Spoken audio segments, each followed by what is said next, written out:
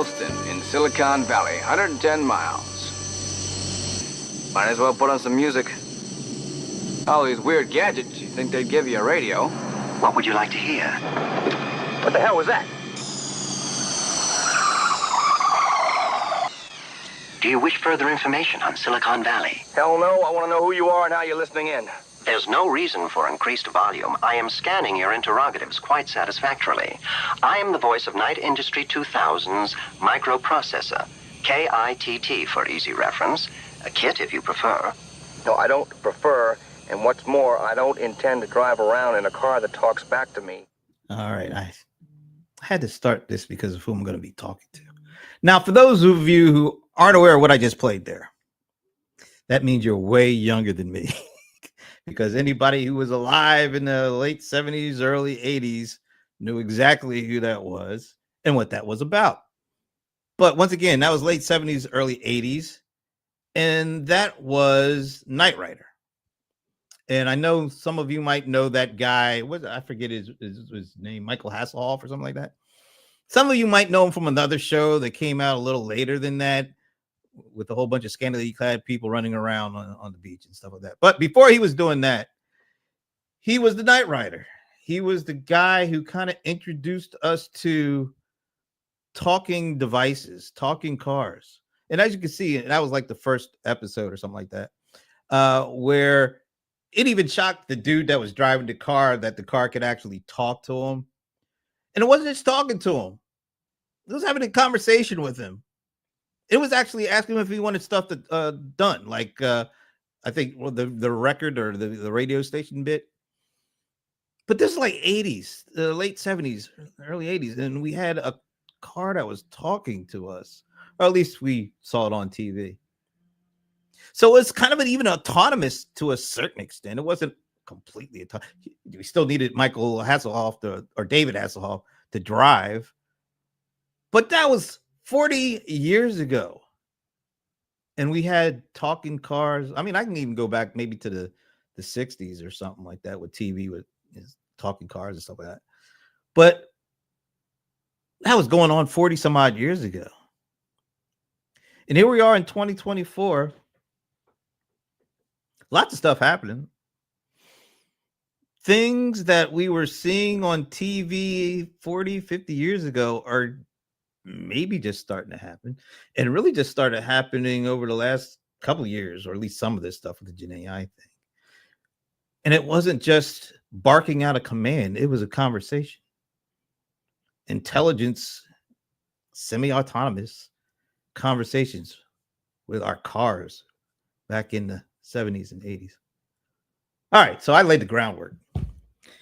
I don't know if my guess is going to be like that was what inspired him to do what he did, because he is the bot father. So at least that's the way I see it. I don't know. I'll ask him about that. But I also got to ask him because now he's kind of like retired, but he has this title called Emeritus Analyst. Got to ask him about that too. But here's why I needed to have another conversation with my guest. Well, I'll tell you who it is. It's because of what he posted on LinkedIn recently. Of course, you see his name there, Dan Miller. Although I think he needs to change that to not just Emeritus Analyst and Founder, Opus Research, but I really do think he should put the bot father on there. Ask him about that.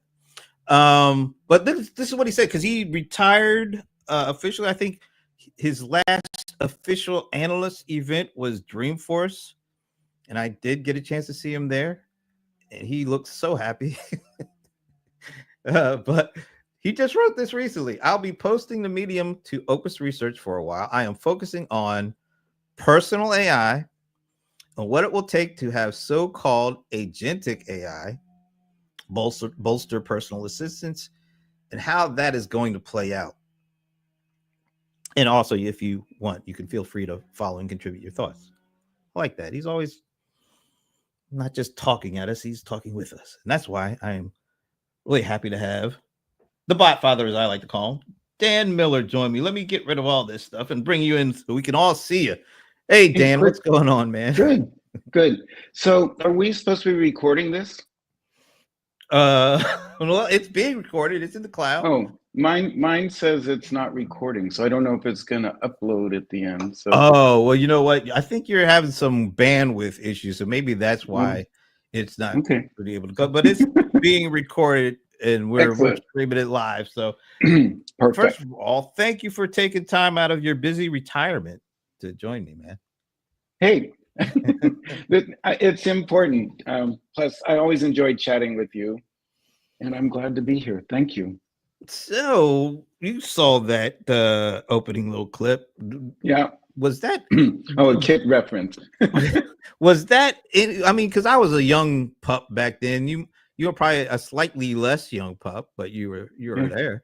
Do you remember seeing that when that first happened? And did that have any impact on what you decided to talk about?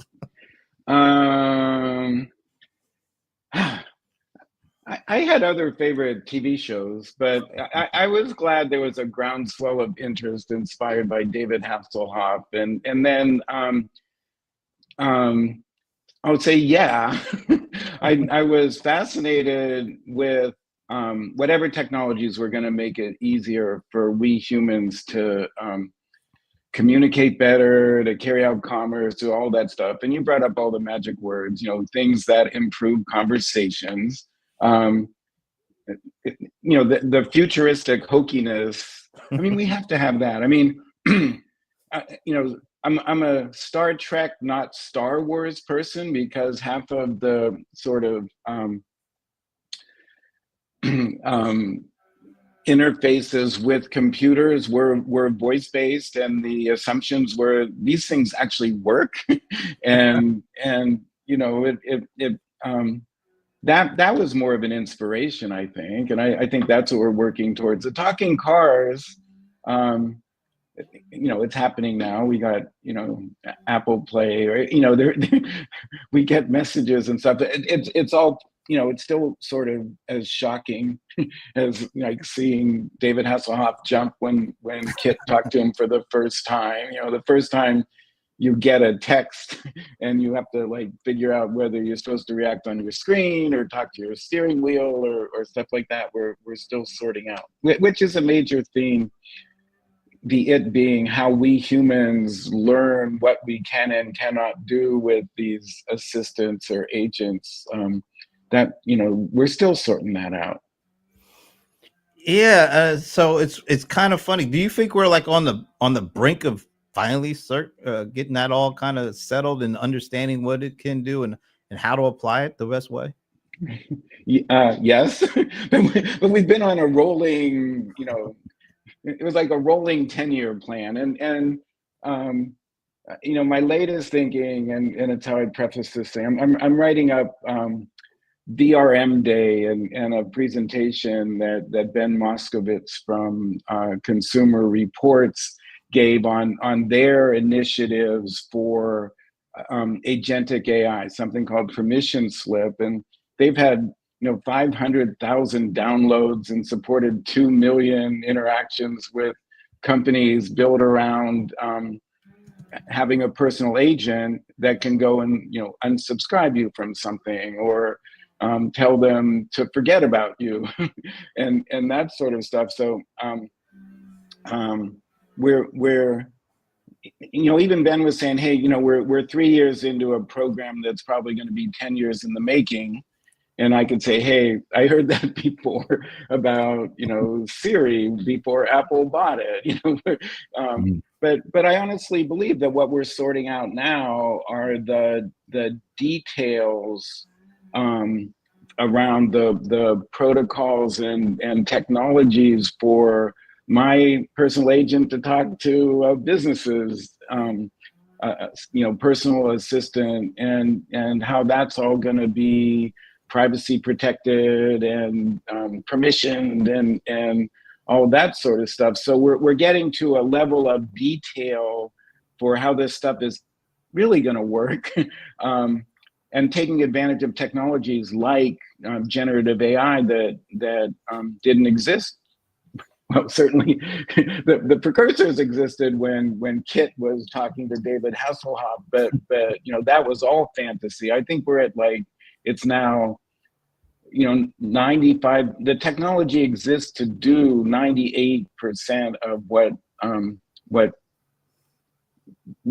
has been depicted from Knight Rider to Star Trek to to Jarvis to all those things. It's truly doable now. You picked a really interesting time to retire there, Dan. I said my work here is done. we laid the foundation. Now, yeah, it's on the rest of the human race to say how we're actually going to use this and incorporate it in our lives. And I'm going to be a beneficiary. So you are now Emeritus Analyst at Opus Research. What does that mean for you? What does that mean for the people who like reading and hearing all the things that you do?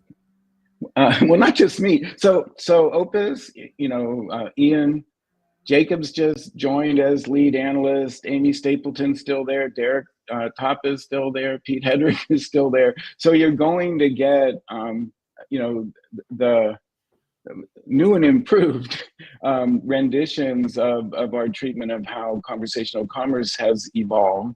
And I'm looking forward to that. I'm not totally passive because I still have my mailbox there and we're on our back channel. So I'm sorting out how much involved. It's just, I'm not doing it for money now. There's topics of long-term interest that I hope I can contribute to, coverage of and informing people on. And that this is part of that.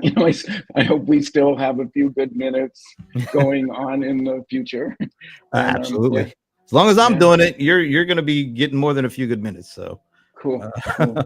So I remember at the beginning of this year going to all the analyst events and things, and it was still focused on co-pilots and kind of the traditional chat bots of sorts and assistants to a certain extent. But then as the year went along, you started hearing more and more about agents and about autonomous agents or semi-autonomous agents, and these things having the ability not just to be able to like follow instructions, but also use the data at their disposal and come up with their own instructions that help folks out. And of course, Dreamforce kind of put it on the map with Agent Force and all that kind of stuff. But everybody, since like after Labor Day, I don't think I've been to many events where the focus had shifted to this kind of the agentic, autonomous kind of AI stuff. Is that pretty much? I mean, you went to a lot of conferences before you retired. Was that kind of the expected shift from this year, going from kind of the I don't want to say like old school, but there were some. We call it sort of we call it legacy technology. So I mean, think there's a Venn diagram going on, and actually there's two words to keep in mind. One is ambiguity around the word agent, and the other is evolution, which I'll get to later. So agentic is got some traction. Actually, let's start with evolution. You call me the bot father. We did our first intelligent assistant conference in like the 2012 timeframe. We had the people that started Siri, the people that started Cortana. I don't know if we had an Alexa person there, but we were all talking about how there was going to be an evolution of these personal assistants turning into sort of personal advisors, sort of because they get sort of domain specific, and you'll have your health advisor, you'll have your travel advisor. So that was, and then, evolving into personal agents, and agency in that context meant you or I were going to grant agency to these things to go complete tasks for us, so we could use our own. It all starts with natural language understanding, and you could describe what you wanted to do, and then there was enough intelligence on the meat on the bones for an assistant to actually carry out tasks for you. And please recall that Siri, as it was conceived by Dog, Adam, and Tom at the time, when they went through a lot of work to create a personal assistant, something that could book a table for you. So they were defining how your assistant that you talk to could talk to Open Table and make a booking, or Expedia, and book flights. That was very labor intensive. And it wasn't at all autonomous, but we had this idea that these things were going to complete tasks for us, and that intelligence in the guts of, quote, the cloud, or whatever we called it back, of the internet, we're gonna be able to parse tasks and complete them. That's what agentic AI means. That, okay, so there's one element that developers have lived with for years, called just agentic software, and it's anything from like macros you wrote for Excel that shorten there are little automations. So there's this overlap of, oh, I'm going to write a macro for that, or I'm going to get JSON code to do blah blah. And so there's that. The online world is littered with these things, macros, APIs, all these things that are needed to complete general tasks. So the agentic software is out there. And then there's this notion of agentic AI, which is let's say it's customer facing, it's part of our user interface now, is some kind of agent. And you were asking about co-pilots or whatever. There are manifestation of personal agents that are synonymous with co-pilots, assistants, go down the list. So that's for real. And then there's just the word agent that we all use to sort of anthropomorphize these automations, and those are all coming together in people's heads that, oh, I have an agent that I'm going to send off to do stuff. And yes, I want it to act autonomously if it does stuff that I don't have to do. So, there's things, when you think of the intersection with customer service, customer care, I mean, having something that stays on hold, so you don't have to, you just gave it an order. I want to cancel a subscription, and tell me when you're done. And maybe it's the thing that sits on hold for 3 hours and then uses synthesized voice to say, I'm calling on behalf of Dan Miller, and he wants to cancel the subscription. And oh, here was a story I read this morning that on LinkedIn, that an automated agent was sent to cancel a subscription. The corporate policy was that required a human on the other side. So the cancellation was nullified by corporate policy, and then that robot called back 250 times before it said, "Oh, okay, I accept defeat here." Wow. But it points out where we're at. That you're gonna have to change the way you do things technologically, and B, the way that corporate policy for your agent to talk to its agents. And that's going to be interesting. By the way, Paul Sweeney, who knows a little about this kind of stuff here. Absolutely. Hey, Paul. Agency versus macro is a great point of clarification. Yeah, somebody was asking me about what does this do to RPA companies. I'm like, I wouldn't be too comfortable if I were them, but Yeah. Or, I think there's a Borg-like quality to this.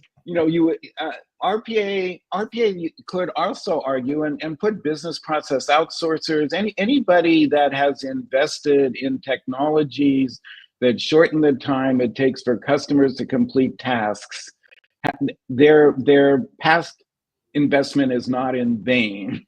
But a lot of attention should be paid now to how they become, the APIs that they develop, the go fasters they developed, are invoked by us people. So if it's an agent, if it's something that supports agent assistance in a contact center, and the agent is sort of the human front end for all the stuff that's happening in the back, and then RPA is going to play the same role it always has. If there are repetitive tasks that you want accuracy, or that are done in volume or repeatedly and are well understood, then it gets incorporated into the framework that supports automated agents as well, and ultimately agentic AI. So yes, they're not going away, but they are well counseled to be aware of where these new points of ingress are forming. I want to play a clip. This is a slightly expanding a bit of the conversation, but I've been having these conversations either on A Few Good Minutes or on Serum Players with Paul Greenberg, or as I like to say, the venerable Paul Greenberg. Yes. Where we've been kind of trying to figure out the impact that Gen AI has had on kind of venture capital, private equity, seed of companies that are investing in enterprise app infrastructure or software companies. And it's been a really fascinating conversation. Yeah. And I'm going to play this clip because I want to know, kind of get your take on what you hear, but also, do you think what they talk about apply to the whole conversation space? And because I'm still waiting on the opportunity to really talk full-blown conversations with enterprise apps. We've been having this conversation for it seems like almost a decade at this point. Absolutely. Yeah. So I'm going to play this. I want to see what you think of it, and also, could this potentially apply to kind of our shared dream of speaking to enterprise apps? And this is Larry Augustine, who knows a little bit about enterprise apps, because he is the former CEO of Sugar, and he's also a big-time angel investor. So let's hear what Larry has to say. Stuff was a thin layer on top of a particular schema. And as we got more sophisticated, we got better at that, and the tables got more complicated, and the UI layer made it seem less like it was a single table, but we were still spending all our time figuring out how to take all of this information and stuff it down into this database schema. We had massive amounts of unstructured data, and quantizing it down to this database where we lost a lot of fidelity.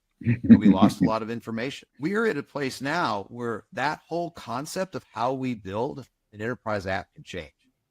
That is, all of that analog, unstructured data, that's the core stuff. We're not getting rid of that anymore. And that becomes the center.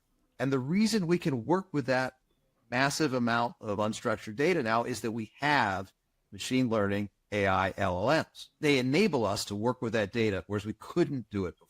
So now that structured element becomes something that sits off to the side. All of that unstructured data, the LLM, that's the core. Yeah, we're still going to have this quantized stuff that sits at the side because it's really good at doing things like counting and answering some specific questions that we have to ask, typically around reporting and financials, but it isn't the core. All right. When I heard him go through that, I immediately thought, if there's a potential for changing the kind of the enterprise architecture and the makeup of enterprise apps, does that, with the LLMs and the machine learning and the unstructured data, and when the other key phrase that came out, analog, I was like, does this maybe present a legitimate opening to actually, if the infrastructure of enterprise applications changes, shouldn't that change take into consideration the conversational aspects of not just talking to from a customer service perspective, we're asking our bots and things to do things on our behalf. What about changing the way that we actually interface with enterprise apps? Do you think all these new technologies are brewing in such a way that presents maybe the best opportunity to date of making a change, so that people like sales reps who detest the thought of typing anything into an application, maybe now this is the opportunity to make it where they don't even have to do it and they get the benefits of just talking? Yeah. And Larry's great, and he I think he described what's going on in the back end. Where we've evolved a little bit from flat files that only have columns Wait a minute, rows. don't you like Fox Pro and Oh, I love them all. And actually, if you grew up with telephony, call detail records, beginning, origin, destination, beginning, end, all those aren't going away. I don't want to contradict them, but that stuff still remains core. And there's it's not even new. There's a philosophy of databases in general, that there's no such thing as unstructured. Everything has a structure. And then the intersection with what we're talking about with agentic AI and its autonomous aspect is, yes. And to answer your question, yes, I can ask a question in plain English or give an instruction to a personal agent, and there's a logic train for that agent that can say, oh, I know the answer, and give the answer, or say, I know where to find that answer, and would identify either the where in the cloud the thing resides, whether it's in an inventory management system or, just go down the list. And it does the hunting and finding and bringing in to answer your question. The old systems, or mainframes and flat files and all this stuff, they don't go away, but there's an AI layer, if you will, or an agentic AI front end that will understand your instructions and carry them out. What happens, and I'll even zoom out a little, or make it a little more personal. There are old ways of doing things in the world of conversational AI that were very labor intensive, because you would build language models that were use case driven, that tended to be vertical driven, and in order to have an agent or whatever you're talking to understand what you're saying and respond, took a bunch of hard coding to not just train the models, but just to map utterances or typingnesses to the intent that a person had, and then build the logic to fulfill that intent. And Gen AI came, when the lid came off of ChatGPT, and people that had invested all their education and lives in building dialogue modules for particular vendors and that sort of thing, saying, oh, my life is really unnecessary. What I've been doing is really unnecessary. That's the front end of the same thing that Larry was just describing. If you're like an Oracle, not whatever they're up to, expert in your lives have changed. The tasks you do are changed. SQL has been replaced by some sort. SQL was an intermediate sort of thing to structured query language. Um, um, that was pretty close to plain English. You could build queries, but you don't have to do that stuff anymore. But the stuff that answers the queries or the instructions, or doing pivot tables in Excel and that sort of stuff, I think still lives on. We just have sort of a natural language front end or a conversational AI layer between us and the things that carry those things out.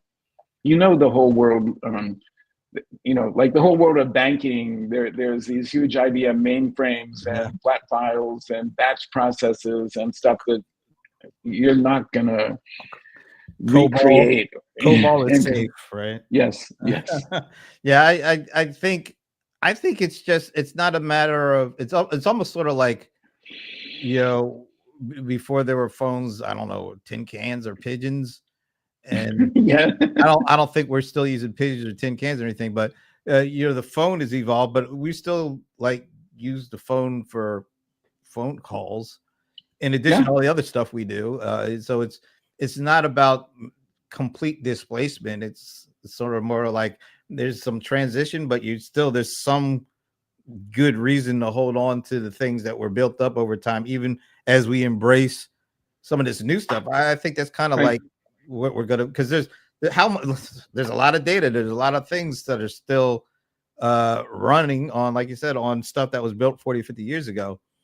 And I think I saw a movie where they did use pigeons as sort of the most secure way to send them. No one's going to hack a pigeon. You know what I'm saying?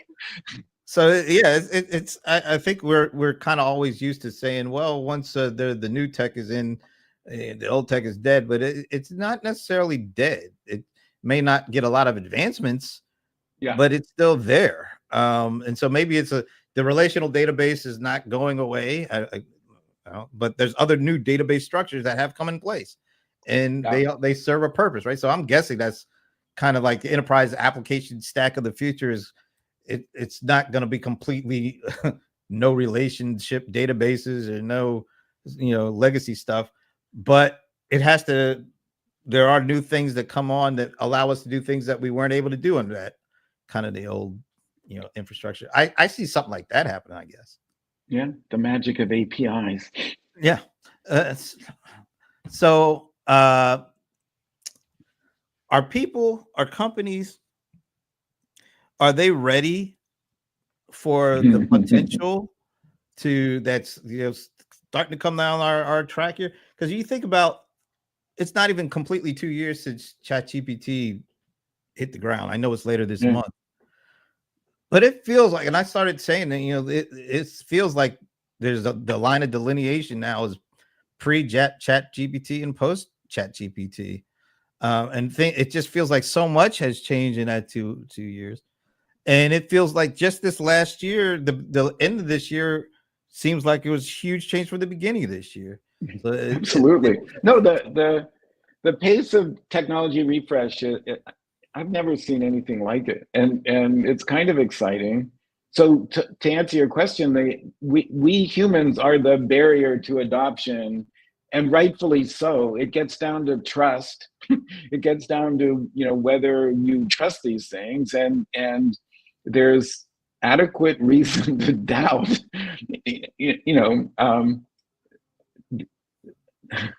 both the efficacy, the truthfulness of answers you get. I mean, that, we, hallucination, if you do look up Gen AI in anything, the first warning is, hey, these are prone to hallucinations. And hallucinations isn't even the right word. I mean, the technology by definition is just doing pattern recognition and predicting the next word.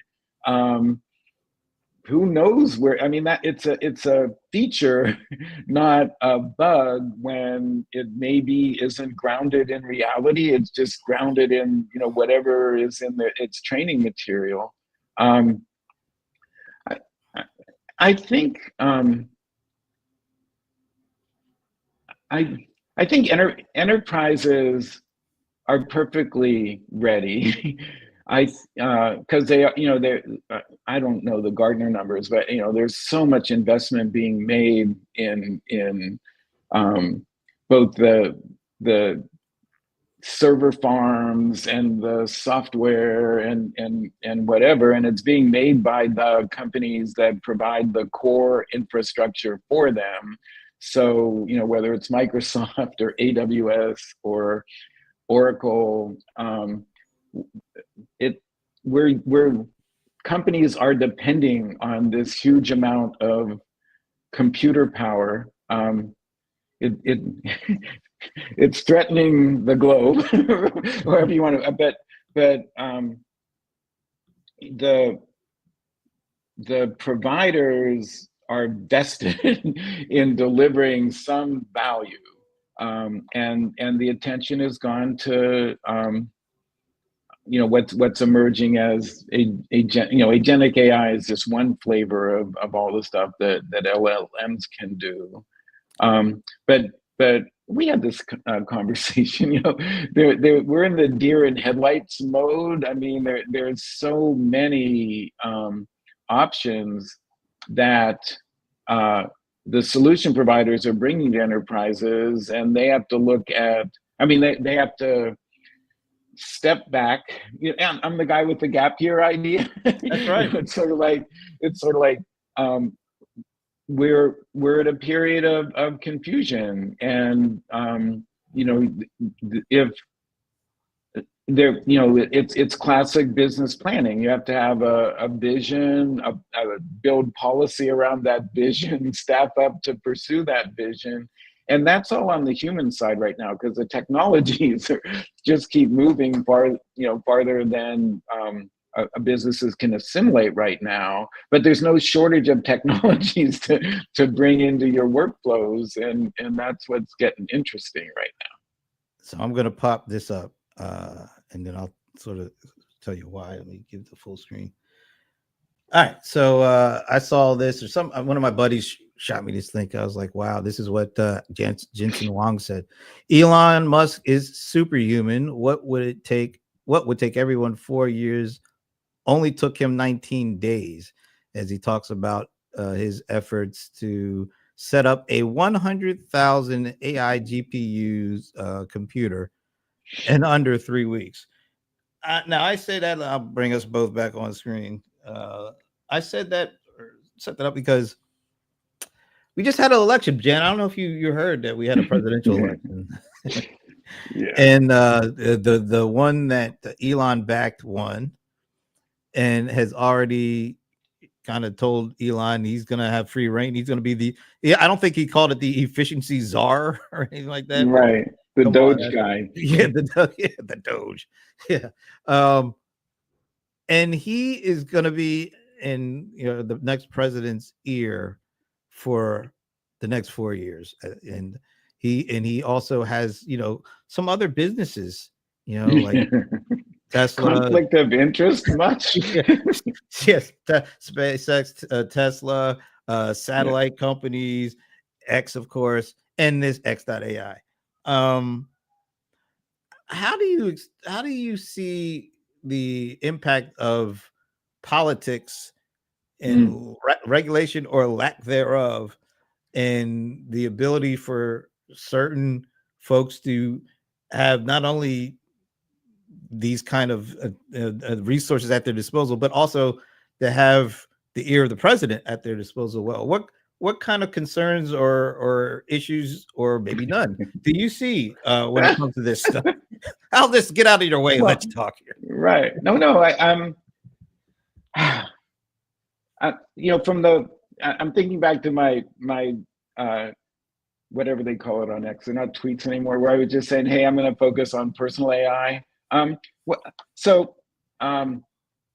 Let's assume that for the next 2 years, all of the limitations are off, because we all know that Elon rails against paperwork and restrictions and bureaucracy and anything that's slowed down. So like Jensen's note about Elon was about how quickly he can do things.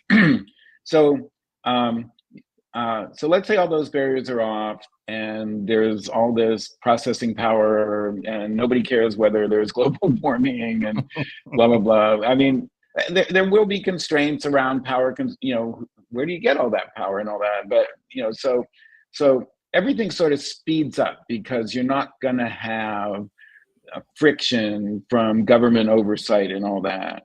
And then you have to sort of say, well, how does this serve the people? And I have this question, if I'm into personal AI, do I care that, Sam and Elon and Jensen are figuring out these really, really huge models that move toward, because their objective is AGI, is artificial general intelligence. But my interest is in artificial personal accomplishment. And there is an intersection there, but there's a bunch of issues around,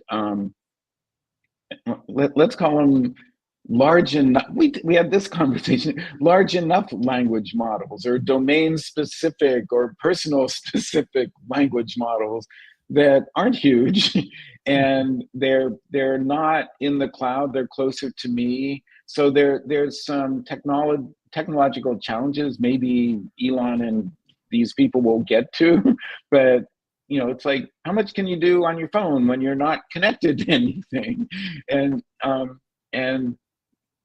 it's still part of that building confidence and trust in these technologies to help me in ways that I understand. And I don't think they're addressing that. This is more what's the raw power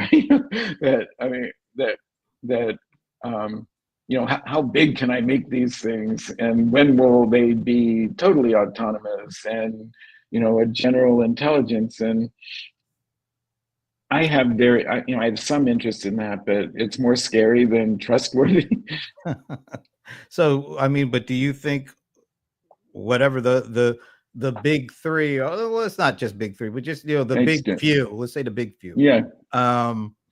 They're trying to take, master the world with this stuff, whatever that means.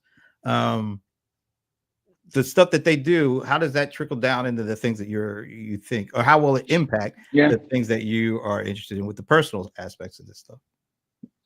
Well, that's what I'm trying to figure out. I hope it's not too big a distraction. I think, personally, I think they have 2 years. I think there's enough there's enough things we haven't thought about in the larger agenda of MAGA. And without criticizing anybody, but I don't think raising, well, I mean, I don't think crippling China and raising tariffs on everything is going to reduce inflation. So I think that a fuse has been lit where I think there's going to be upward pressure on prices, and anybody that thought they elected this guy to lower prices is in for a shock. So and that shock will be felt before the next off-year election, and there'll be something of a comeuppance. I know I'm not answering your question about the impact on technology, because some of this stuff happens in a vacuum, again,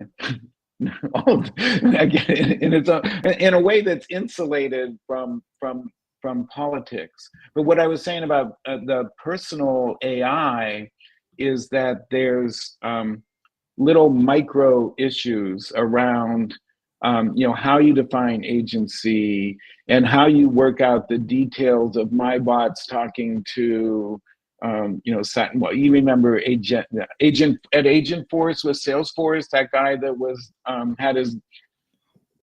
was basically talking to a bot at Saks Fifth Avenue.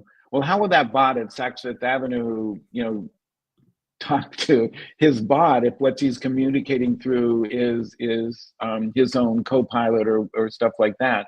So we're at a point where there's some front end work that needs to be done to work on some specific details about the protocols and technologies for bot-to-bot communications, and we can just sort of put our head down and work on those independent of what the macro political or geopolitical or national political situation turns out to be.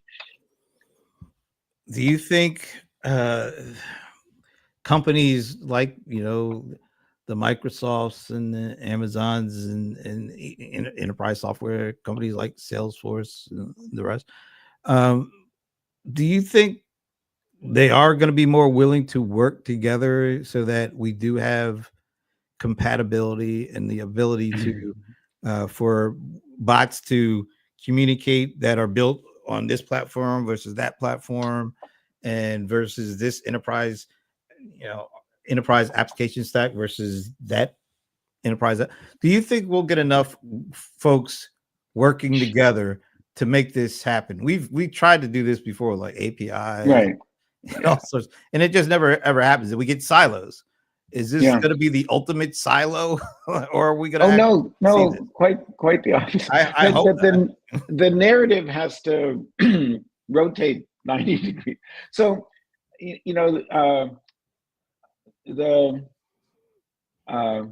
so Ben Moskowitz from Consumer Reports shows this slide that Forrester built with their customer satisfaction index, and it's at the lowest point. Oh, Nicholas published this on LinkedIn the other day.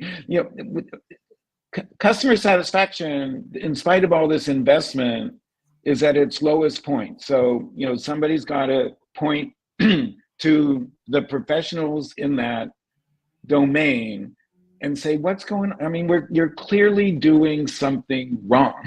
There's billions of dollars being invested, and you blame silos, or you blame who knows what. But the technologies that we're employing are not the ones that please our customers. So what's the alternative narrative? And this is where I'm living. I'm saying, well, it's truly promoting better conversations between the customers and the companies they want to do business with. And getting back to your question, does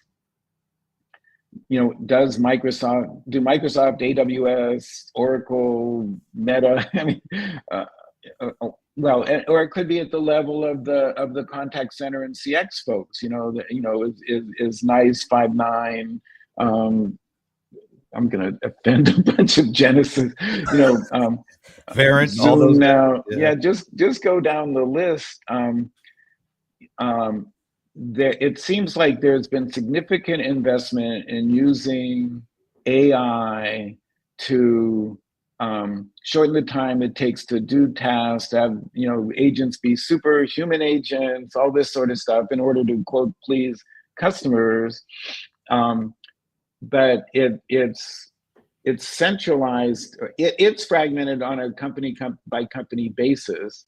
So just, is there a way to build a consciousness that, boy, if you really want to be responsive to customers, you move the intelligence that understands what they want closer to them, and you build technologies that make it more efficient for them to tell you what they want, rather than you collecting a bunch of information about them so you can guess what they want. It just seems sort of backwards. And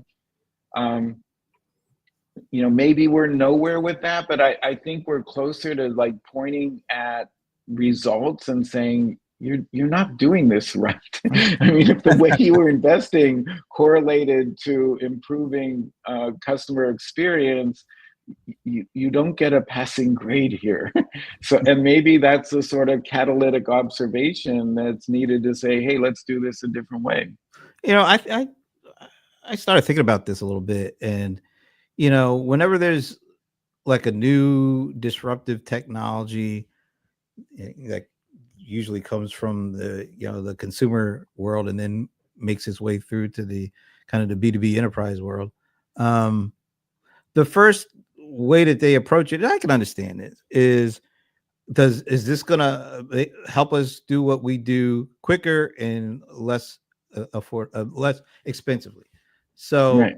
the initial impetus is always on, let's do what we do more efficiently and let's save bucks doing it. And then, eventually, eventually they get around to saying, well, geez, maybe we could do other things with it, but the focus is always on cheaper and more efficiently. It's And the automation story. yeah, that definitely. And to a certain extent, that helps with customer service and improving customer experience.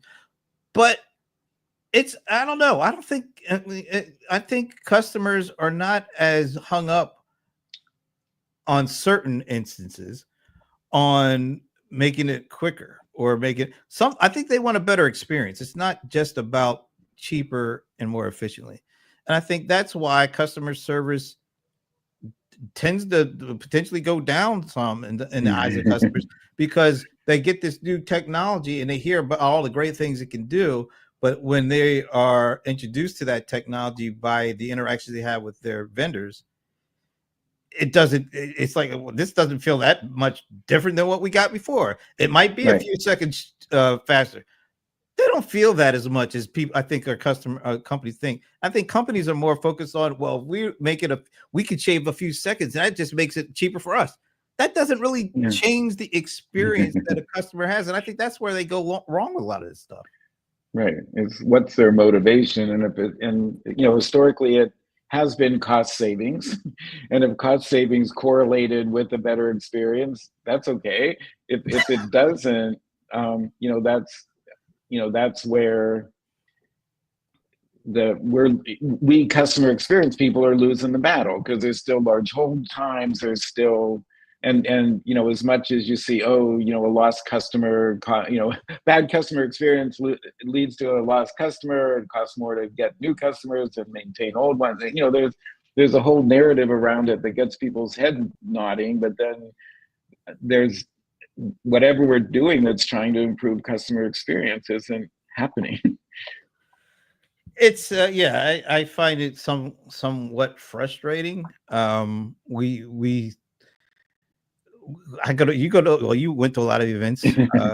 I go to a lot of events, and a lot of, especially like the ones that are focused on the contact center. Yeah. When they are on, I'm not calling out any particular company, but when you go to an event and they're doing the big screen presentations and they start talking about how many, like words a minute or how many seconds are being shaved off of this kind of experience, but it's always through the eye of the actual vendor. Like, how much is the vendor saving? How much more efficient is Right. the vendor is not just there, to exist just for the vendor's sake. That should be trickling down to the customer. But what we're seeing, like you just said, that is just not at the forefront of a lot of these folks. So does anything that we talked about change that mindset? Absolutely. Well, we should change the center of gravity. Meaning that, and I've said this for 30 years now. Don't think of B2C, a business to customer, and this, think of C to B. Truthfully, I mean, put yourself in your customer's shoes or clothes, whatever, and